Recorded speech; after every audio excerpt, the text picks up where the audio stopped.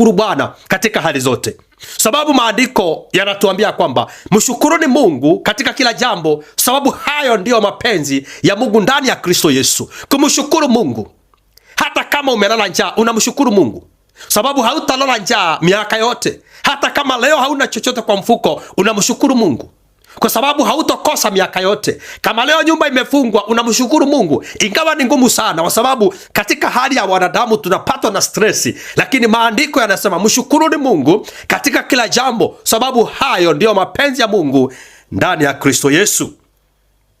Na kwa hiyo kuna wakati wa kusubiri na kuna wakati wa kupokea. Haleluya!